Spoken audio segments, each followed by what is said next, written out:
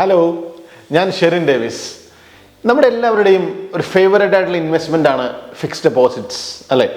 പക്ഷേ എഫ് ഡിയുടെ ആകെ ഒരു പ്രശ്നം എന്നുള്ളത് എന്താണ്? റിട്ടേൺസ് വളരെ കുറവാണെന്നുള്ളതാണ്. പക്ഷെ എന്നാലും ഏറ്റവും സേഫ് ആയിട്ടുള്ളൊരു ഇൻവെസ്റ്റ്മെൻ്റ് ആണ് എഫ് ഡി. അതാണ് എഫ് ഡിയുടെ ഏറ്റവും വലിയൊരു ആകർഷണം എന്ന് പറയുന്നത്. എന്നാൽ സ്റ്റോക്ക് മാർക്കറ്റ് എന്താണ്? ഏറ്റവും കൂടുതൽ റിട്ടേൺസ് കിട്ടുന്ന ഒരു അവന്യൂ ആണ്. പക്ഷെ എന്നാൽ അത് സേഫ് അല്ല എന്നതാണ് സ്റ്റോക്ക് മാർക്കറ്റ് ഇൻവെസ്റ്റ്മെൻറ്റിൻ്റെ പ്രശ്നം. നമുക്ക് ഇങ്ങനെ ഒന്ന് ചിന്തിച്ചാലോ? കുറച്ച് റിസ്ക്കും കൂടുതൽ റിട്ടേൺസും, ഇവ രണ്ടും, അതായത് സ്റ്റോക്ക് മാർക്കറ്റ് ഇൻവെസ്റ്റ്മെന്റും ഫിക്സ്ഡ് ഡെപ്പോസിറ്റ്സും ചേർത്തുകൊണ്ട് നമുക്കൊരു ഇൻവെസ്റ്റ്മെന്റ് എങ്ങനെ ഉണ്ടാക്കാം എന്നൊന്ന് ചിന്തിച്ചാലോ? Welcome to our channel the money കോൺട്രറിയൻസ്.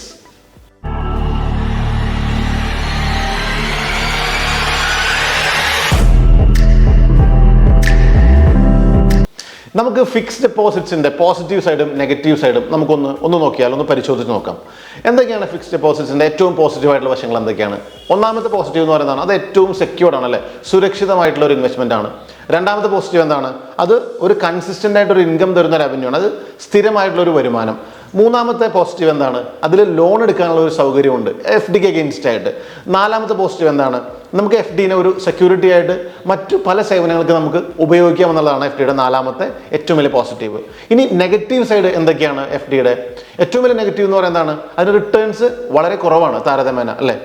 രണ്ടാമത്തെ നെഗറ്റീവ് എന്താണ്? അത് നമ്മുടെ ഇൻകം സ്ലാബ് ഹയർ സ്ലാബിലാണെങ്കിൽ നമ്മുടെ എഫ് ഡിക്ക് ആ ഹയർ സ്ലാബിലുള്ള ടാക്സ് നമ്മൾ എന്ത് ചെയ്യും? നമ്മൾ പേ ചെയ്യേണ്ടി വരും. മൂന്നാമത്തെ നെഗറ്റീവ് എന്താണ്? ഇൻഫ്ലേഷൻ അഡ്ജസ്റ്റഡ് ആയിട്ടുള്ള അതിൻ്റെ റിട്ടേൺ അത് വളരെ കുറവാണ് എന്നാണ് നമുക്ക് അല്ലേ. ഇതിലെ എഫ് ഡിയുടെ നെഗറ്റീവ് സൈഡ് എങ്ങനെ നമുക്ക് ഒരു ഓൾട്ടർനേറ്റ് ഇൻവെസ്റ്റ്മെൻറ്റ് ഓപ്ഷനിലൂടെ നമുക്ക് പോസിറ്റീവായിട്ട് മാറ്റാം എന്ന് നമുക്ക് ഒന്ന് ചിന്തിക്കാം. നമ്മുടെ ഫിക്സ്ഡ് ഡെപ്പോസിറ്റ്സിൻ്റെ ഏറ്റവും ആദ്യത്തെ ഒരു നെഗറ്റീവ് എന്ന് പറയുന്നത് എന്താണ്? അതിൻ്റെ റിട്ടേൺസ് കുറവാണെന്നതാണ് അല്ലേ. ഇത് പലപ്പോഴും സംഭവിക്കുന്നത് നമ്മൾ എന്താണ്, ഒരു ബാങ്കിൻ്റെ അല്ലെങ്കിൽ ഒരു സ്ഥാപനത്തിൻ്റെ മാത്രം എഫ് ഡിയിൽ നമ്മൾ ഇൻവെസ്റ്റ് ചെയ്യുമ്പോഴാണ് നമുക്ക് ഇങ്ങനെ സംഭവിക്കുന്നത്. ഇവിടെ നമുക്കൊന്ന് മാറി ചിന്തിക്കാം. എങ്ങനെയാണ്? പല ഇൻസ്റ്റിറ്റ്യൂഷൻസിൻ്റെ ഒരു കോമ്പിനേഷൻ ആണെങ്കിൽ നമുക്ക് ചിലപ്പോൾ 1-2% കൂടുതൽ റിട്ടേൺ കിട്ടാൻ സാധ്യതയുണ്ട്. ഉദാഹരണത്തിന് ഇപ്പോൾ 1 കോടി രൂപ ഇൻവെസ്റ്റ് ചെയ്യുന്ന ഒരാൾക്ക് പരിഗണിക്കാവുന്നത് 50% നാഷണലൈസ് ബാങ്കുകളുടെ എഫ് ഡി, ഒരു 30% എന്താണ് പ്രൈവറ്റ് സെക്ടർ ബാങ്കുകളുടെ എഫ് ഡി, 10% NBFCകളുടെ ഫിക്സ്ഡ് ഡെപ്പോസിറ്റ്സ്, ഒരു 10% ഒരു AAA റേറ്റഡ് ആയിട്ടുള്ള കമ്പനികളുടെ ബോണ്ട്. ഇങ്ങനെ ഒരു കോമ്പിനേഷൻ നമ്മൾ ട്രൈ ചെയ്യുക. മുകളിൽ പറഞ്ഞൊരു കോമ്പിനേഷൻ നിങ്ങൾക്ക് കൂട്ടുകയോ കുറയ്ക്കുകയോ ചെയ്യാം. പക്ഷെ ഇത് നിങ്ങളുടെ ഇൻഡിവിജ്വൽ ആയിട്ടുള്ള ഒരു റിസ്ക് ടോളറൻസ് അനുസരിച്ച് വേണം പ്ലാൻ ചെയ്യാനായിട്ട്. എന്താണ് നമ്മുടെ എഫ് ഡിയുടെ രണ്ടാമത്തെ നെഗറ്റീവ്? എന്താണ്? അതിന് ടാക്സ് വളരെ കൂടുതലാണെന്നുള്ളതാണ് അല്ലേ. ഇപ്പോൾ ഉയർന്ന വരുമാനമുള്ള ഒരാൾക്ക് 30% ടാക്സിൻ്റെ സ്ലാബിലാണ് അയാളെങ്കിൽ നമ്മുടെ എഫ് ഡിയുടെ ഇൻട്രസ്റ്റും ഈ ടാക്സിന് പൂർണ്ണമായിട്ടും വിധേയമാണ്. എന്നാൽ നിങ്ങൾ സ്റ്റോക്ക് മാർക്കറ്റിൽ ലോങ് ടേം, അതായത് 1 വർഷത്തിന് മുകളിലുള്ള ഒരു ഇൻവെസ്റ്റ്മെൻ്റ് ആണ്, 10% ടാക്സ് കൊടുത്താൽ മതി. ഇത് 1 വർഷത്തിന് താഴെയുള്ള റിട്ടേൺ ആണെങ്കിൽ, അതായത് ഷോർട്ട് ടേം ക്യാപിറ്റൽ ഗെയിൻ ആണെങ്കിൽ നിങ്ങൾ 15% നമ്മുടെ ടാക്സ് എന്ന് പറയുന്നത്. അതായത് ഉയർന്ന വരുമാനമുള്ള ഒരാൾക്ക് ഇക്വിറ്റി റിലേറ്റഡ് ഇൻവെസ്റ്റ്മെൻ്റ് ആണെങ്കിൽ ഏകദേശം എഫ് ഡിയേക്കാളും പകുതി ടാക്സ് കൊടുത്താൽ മതി. അപ്പോൾ എഫ് ഡിയുടെ ടാക്സ് കുറയ്ക്കാൻ നിങ്ങൾക്ക് ഒരു കോമ്പിനേഷൻ എങ്ങനെ ട്രൈ ചെയ്യാമെന്ന് നോക്കാം നമുക്ക്. നിങ്ങളുടെ പണത്തിൻ്റെ 70% എഫ് ഡികളിലും നിങ്ങളുടെ പണത്തിൻ്റെ 30% ഇക്വിറ്റി ടാക്സേഷൻ വരുന്ന സ്കീമുകളിലും നമ്മൾ ഇൻവെസ്റ്റ് ചെയ്യും. ഉദാഹരണത്തിന് മ്യൂച്വൽ ഫണ്ടിലോ അല്ലെങ്കിൽ ഡയറക്റ്റ് ഇക്വിറ്റി. അപ്പോൾ 70% എഫ് ഡിയുടെ ടാക്സേഷനും 30% ഇക്വിറ്റി ടാക്സേഷനും ആവും.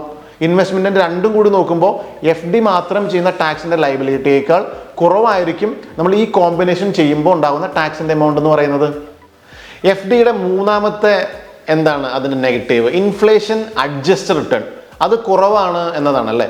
ഇൻഫ്ലേഷൻ അഡ്ജസ്റ്റഡ് റിട്ടേൺ എന്നാൽ നമുക്ക് ഒരു ഇൻവെസ്റ്റ്മെൻറ്റിൽ നിന്ന് ലഭിക്കുന്ന 1 വർഷത്തെ റിട്ടേൺ ആ വർഷത്തെ ഇൻഫ്ലേഷനുമായിട്ട് നമ്മൾ അഡ്ജസ്റ്റ് ചെയ്ത് നോക്കുമ്പോൾ ബാലൻസ് വരുന്ന റിട്ടേൺ ആണ് ഇൻഫ്ലേഷൻ അഡ്ജസ്റ്റഡ് റിട്ടേൺ. ഒരു ഉദാഹരണം, ഇപ്പോൾ നമ്മൾ 1 കോടി രൂപ ഒരു എഫ് ഡി 1 വർഷത്തേക്ക് നമ്മൾ ഇൻവെസ്റ്റ് ചെയ്താൽ 7% ഇൻട്രസ്റ്റ് എങ്കിൽ 1 വർഷത്തെ റിട്ടേൺ കാൽക്കുലേറ്റ് ചെയ്താൽ നമുക്ക് എത്രയായിരിക്കും ലഭിക്കുക നമുക്ക് നോക്കാം. ഇപ്പോൾ 7% ആണെങ്കിൽ 7 lakhs ആണ് നമുക്ക് കിട്ടുന്നത്. അതിന് 30% ടാക്സ് കൊടുത്താൽ ഏതാണ് 2,10,000 രൂപ ടാക്സ് ആയിട്ട് പോയി. ഇനി ഒരു വർഷത്തെ ഇൻഫ്ലേഷൻ എന്ന് പറയുന്നത് 5.5% ആണെങ്കിൽ നമ്മൾ അതിൽ നിന്നും കുറച്ച് കഴിഞ്ഞാൽ നമുക്ക് കിട്ടുന്ന ബാലൻസ് റിട്ടേൺ എന്ന് പറയുന്നത് -0.6% ആയിരിക്കും. അപ്പോൾ ഇതാണ് എഫ് ഡിയുടെ റിട്ടേൺ. ചുരുക്കി പറഞ്ഞാൽ എഫ് ഡി മാത്രം നിങ്ങൾ ഇൻവെസ്റ്റ് ചെയ്താൽ 1 വർഷം കഴിയുമ്പോൾ നിങ്ങൾക്ക് സ്പെൻഡ് ചെയ്യാനുണ്ടാകുന്ന തുക എന്ന് പറയുന്നത് 99,40,000 രൂപ ആയിരിക്കും. അതായത് നിങ്ങളുടെ ഇൻവെസ്റ്റ്മെൻറ്റ് എമൗണ്ട് കുറഞ്ഞു പോകും. ഇത് 10 വർഷം നമ്മൾ കണ്ടിന്യൂസ് ആയിട്ട് ചെയ്താലോ എഫ് ഡിയുടെ ഗ്രോത്ത് അത് പുറകിലോട്ടാണെന്ന് നമുക്ക് മനസ്സിലാവും. നമ്മൾ പറഞ്ഞ ഈ 3 നെഗറ്റീവുകളും എഫ് ഡിയുടെ അതിനൊരു സൊല്യൂഷൻ അതെന്താണത്? റിട്ടേൺ കൂടുതലുള്ള ഒരു ഭാഗം നമ്മൾ ഇക്വിറ്റിയിൽ ഇൻവെസ്റ്റ് ചെയ്യുക എന്നതാണ്. അതായത് 70% എഫ് ഡിയിലും ബാലൻസ് 30% കൂടുതൽ റിട്ടേൺ കിട്ടുന്ന താരതമ്യേന റിസ്ക് കുറഞ്ഞ സ്റ്റോക്കുകളിലോ അല്ലെങ്കിൽ ഇക്വിറ്റി ETF-കളിലോ മ്യൂച്വൽ ഫണ്ടുകളിലോ എന്നീ കോസ്റ്റ് അധികം ഇല്ലാത്തതും റിസ്ക് അധികം ഇല്ലാത്തതുമായ സ്കീമുകളിൽ നമ്മൾ നിക്ഷേപിക്കുക. അപ്പം അങ്ങനെയായാൽ നിങ്ങൾക്ക് രണ്ടും കൂടി കൂട്ടുമ്പോൾ കിട്ടുന്ന റിട്ടേൺ അത് FD മാത്രം ഇട്ടാൽ കിട്ടുന്ന റിട്ടേണിനേക്കാൾ കൂടുതലായിരിക്കും. 7% FDയും 12% ഇപ്പം മറ്റു ഓപ്ഷനുകളിൽ നിന്നും നമുക്ക് കിട്ടുമ്പോൾ നമ്മൾ രണ്ടും കൂടി കൂട്ടി നോക്കുമ്പോൾ നമ്മുടെ റിട്ടേൺ എന്ന് പറയുന്നത് ഏകദേശം ഒരു 8.5% ആയിരിക്കും. മാത്രമല്ല ഇങ്ങനെ മാറി ചിന്തിക്കേണ്ടത് അത്യാവശ്യമാണ്. കാരണം വരാൻ പോകുന്ന വർഷങ്ങളിൽ FD മാത്രം ചെയ്താൽ നിങ്ങൾക്ക് സാമ്പത്തിക വളർച്ച ഉണ്ടാകും എന്ന തോന്നൽ നിങ്ങൾക്കുണ്ടോ? എങ്കിൽ ഒരു കാര്യം കൂടെ ഞാൻ നിങ്ങളോട് പറയാം. FDയുടെ റിട്ടേൺ, അതായത് ഫിക്സ്ഡ് ഡെപ്പോസിറ്റ്സിൻ്റെ റിട്ടേൺസ് എന്ന് പറയുന്നത് അത് ആശ്രയിച്ചിരിക്കുന്നത് ഒരു രാജ്യത്തിൻ്റെ അത് ഇൻട്രസ്റ്റ് റേറ്റിനെയാണ്. സാമ്പത്തികമായിട്ട് വളരുന്ന എല്ലാ രാജ്യങ്ങളിലും FDയുടെ ഇൻട്രസ്റ്റ് റേറ്റ് എന്ന് പറയുന്നത് വളരെ കുറവായിരിക്കും. ഇത് ഏറ്റവും റിയൽ ആയിട്ടുള്ളൊരു കാര്യമാണ്. നമ്മുടെ രാജ്യം സാമ്പത്തികമായിട്ട് പുരോഗമിക്കുമ്പോൾ ഇവിടത്തെയും ഇൻട്രസ്റ്റ് റേറ്റ് വളരെയധികം കുറയാൻ സാധ്യതയുണ്ട്. അങ്ങനെ വന്നാൽ നിങ്ങളുടെ ഇൻവെസ്റ്റ്മെൻറ്റ് വളരണമെങ്കിൽ, ഗ്രോ ചെയ്യണമെങ്കിൽ ഫിക്സഡ് റിട്ടേൺ കിട്ടുന്നതും കൂടുതൽ റിട്ടേൺ കിട്ടുന്നതുമായ മേഖലകൾ പരിഗണിക്കേണ്ടി വരും. ഫിക്സഡ് ഇൻട്രസ്റ്റ് കിട്ടുന്നതിൽ നിന്നും മാറി കുറച്ച് ശതമാനം നമുക്ക് റിട്ടേൺ കൂടുതൽ കിട്ടുന്ന ഇൻവെസ്റ്റ്മെൻറ്റ് കൂടി പരിഗണിച്ച് ഇൻവെസ്റ്റ്മെൻറ്റ് ചെയ്ത് മൊത്തം റിട്ടേൺ പടിപടിയായിട്ട് കൂട്ടാൻ ശ്രമിക്കുന്നതല്ലേ നല്ലത്? ഇതിന് നിങ്ങൾ തന്നെ മാറി ചിന്തിക്കണം. അപ്പം ഇത്രയും കാര്യങ്ങൾ ഞങ്ങൾ നിങ്ങളോട് പറഞ്ഞത് ഒരു ഇൻവെസ്റ്റ്മെൻറ്റ് വിന്നറെ പോലെ നിങ്ങളും ചിന്തിക്കുക എന്നതിനുള്ളൊരു ശ്രമമായിരുന്നു. We are here to create investment winners. Thank U.